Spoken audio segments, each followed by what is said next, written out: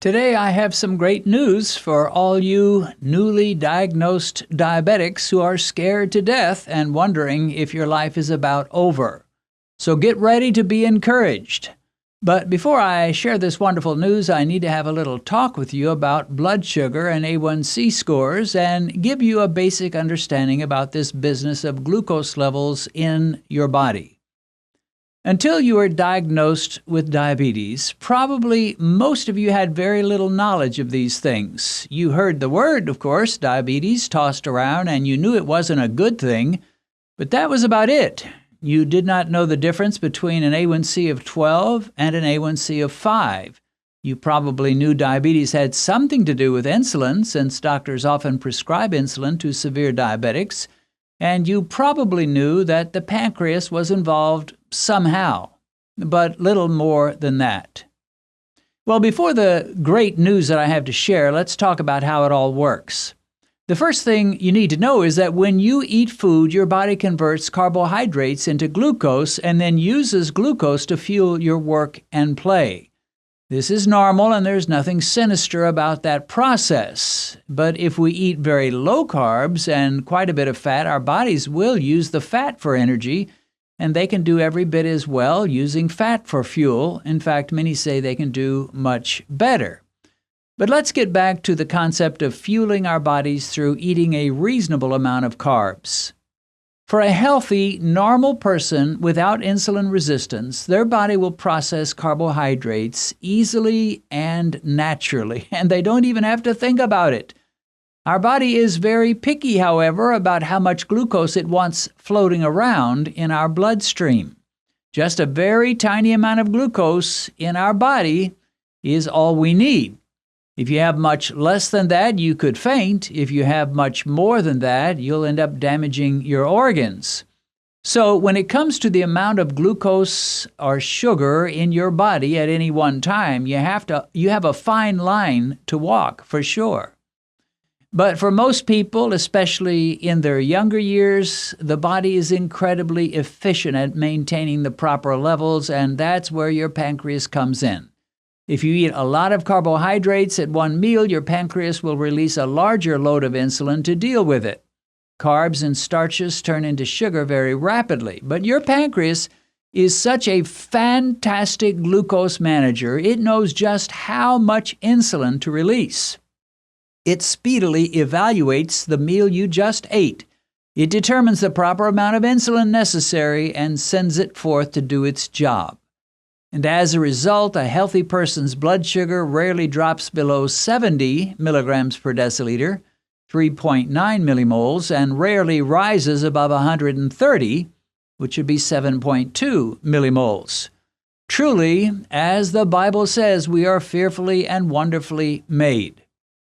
However, as wonderful as our bodies are, we were not made to endure decades of abuse. And that is precisely what we do when we gorge on carbohydrates and sugars, which is what most people focus on in their diets these days.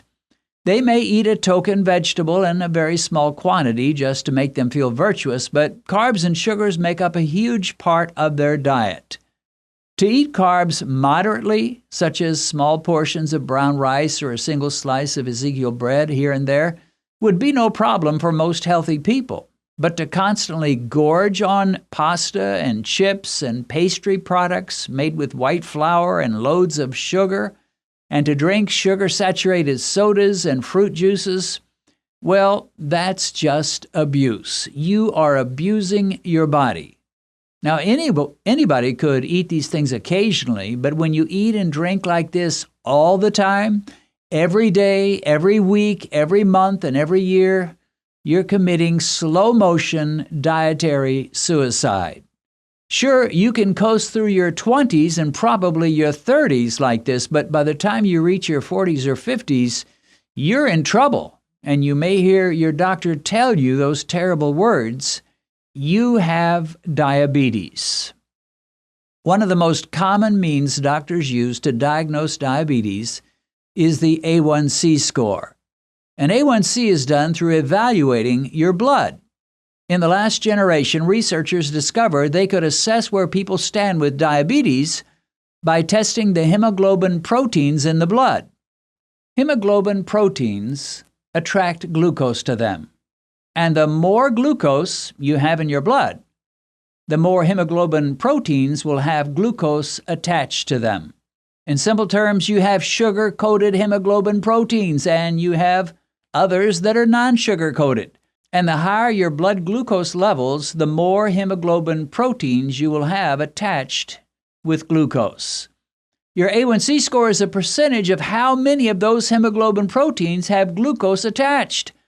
If you have an A1c of 5.0, this means that 5% of your hemoglobin proteins have glucose attached. If you have an A1c of 10, well, guess what? That means you have 10% of those hemoglobin proteins that are sugar-coated. Nobody would ever have half their hemoglobin proteins coated with glucose. That would give you an A1c of 50, and by that time you would be dead. But a simple jump from 5% to 7% can spell the difference between being metabolically healthy or being in trouble and being diagnosed as diabetic. So what is a normal A1c? Well, it kind of depends on your age. A healthy young person will probably have an A1c in the mid-4s, 4.5, 4.6, 4.7. But by the time you reach your 60s or 70s, that would be a pretty stiff target to aim for. However, many older people, including me, have an A1c that hovers around 5.0. Despite what you've been told, that is not impossible at all, even for us old folks. American doctors rate A1Cs this way. Any A1C of 5.6 or below is considered non-diabetic.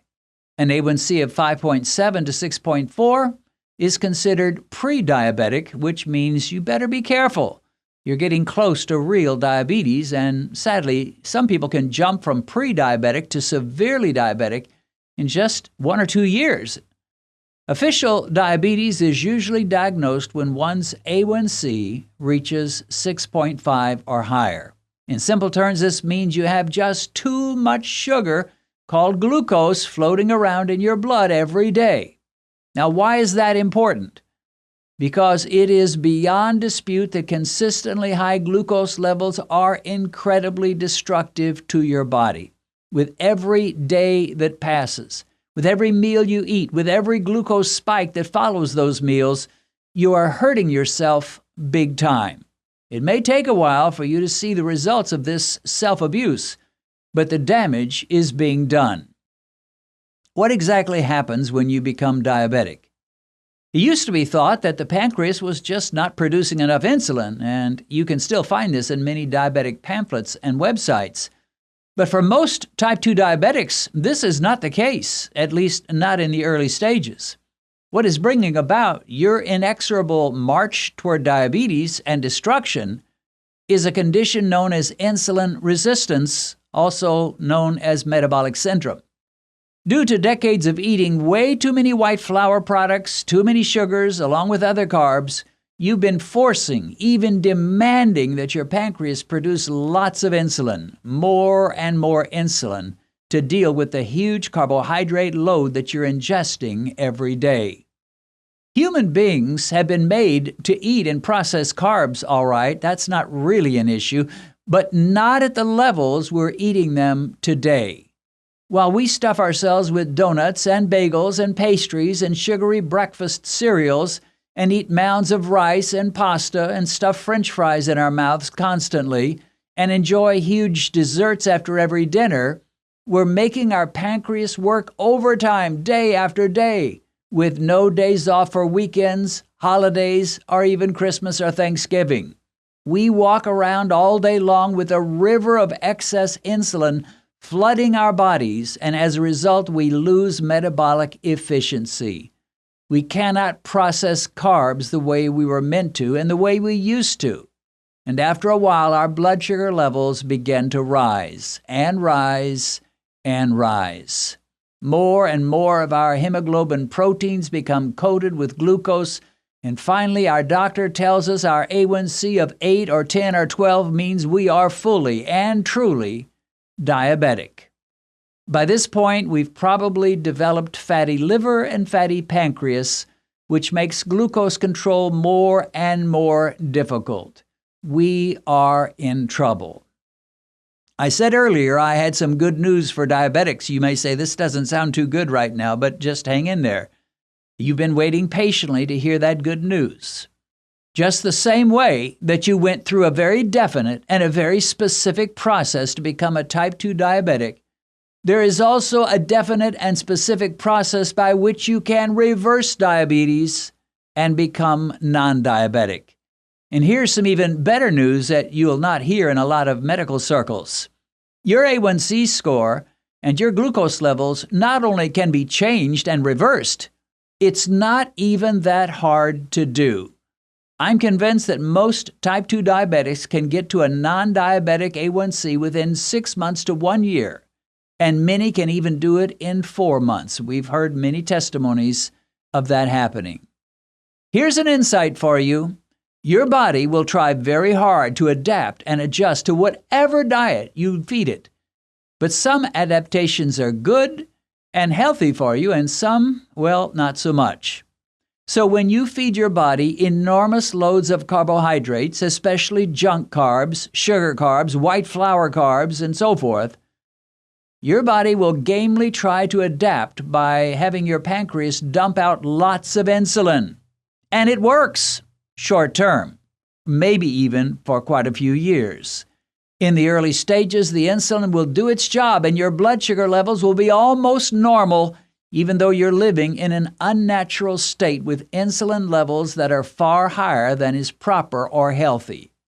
Short term, however, you're doing good, at least you seem to be, and your doctor may even tell you, you have no glucose problems, you aren't even close to diabetes. But be careful, you're probably much closer than you think. Even though your blood sugar may be close to normal, your insulin levels may be off the charts. And this is your body's way of adapting or trying to adapt to your junk diet. Eventually, you simply will not be able to continue to adapt to the constant flooding of your body with insulin, and you will have what is known as hyperinsulinemia. Your body will start resisting all that insulin that is constantly bombarding it, and thus we have the term insulin resistance. Your body resists that insulin. It's just had to deal with way too much. But when you seriously cut most of the carbohydrates from your diet, and you cut all the junk carbs and the pastry carbs and the sugars and the sodas and the white flour products and the fruit juices, your body will also adapt to that kind of a diet. What will it do to adjust and adapt to a low-carb diet? It will send a signal to your pancreas saying something like, "Hey there, little fella, you don't have to work too hard. Take it easy. He's eating low-carb tonight. In fact, he's been eating low-carb this last week, so relax, take things easy. You don't have too much to do for this evening." And when you put together a string of low-carb, no sugar, low-starch meals, and days and weeks and months, you set in motion a healing process in your body. Instead of carrying loads of insulin in your bloodstream, you go through your days with mild, smaller amounts of insulin. And lo and behold, your body, instead of becoming insulin resistant, starts to become more insulin sensitive. And although you can't see anything happening, your A1c test will reveal that progress is being made. Folks, this is not even hard to do. In fact, it is so easy to lower your A1c, nearly any diabetic can do it as long as he or she has still functioning beta cells in their pancreas. And sometimes, amazingly, even when it appears that their beta cells have failed altogether, turns out they start to work again in many cases. Dr. Jason Fung theorizes that often it's not that our beta cells have died, they've simply been encased in so much fat that has accumulated in the pancreas, and once the fat begins to burn off through low-carb eating and intermittent fasting, they perk up again and start to work. Wow! Talk about good news. That, my friend, is some good news. There are a lot of things we cannot change much. Throughout most of my adult life, my feet size has remained almost the same. When I was a young adult, I wore size 9 shoes, and now, well, I wear 9.5 shoes, or occasionally 10. But not much has changed over the course of 50 years. And if I went to a doctor and I told him, Doc, I'm just not happy with my feet. I want big old whoppers, at least size 12 or 13, maybe 14. What can I do about it? What can you do about it? I'm afraid he would laugh at me and tell me to be content with the feet I have. Nothing can be done. But your A1c is not that way. You may well be able to drop your A1c from a 12 to a 6 in a single year, or maybe even less than that. Just reverse the road that brought you to the land of diabetes and start moving in the other direction. Whether you drive 80 miles an hour or 20 miles an hour, the main thing is that you start driving toward your promised land. So there's your good news, my friends. You're not stuck. Your A1c, your blood sugar levels are not encased in concrete. It is relatively easy for most type 2 diabetics to move the needle of their A1c significantly and in a fairly short time. Yeah, you will need to make some changes, but they're worth it and you can do it. A little knowledge, a little motivation, some basic changes in the way you eat, and the grace of God, and you can reach your promised land. Benedict and I would like to invite you to study the Bible with us through our podcast. Join us in our home as we do our morning Bible studies. With a podcast, there's nothing to see, you just listen.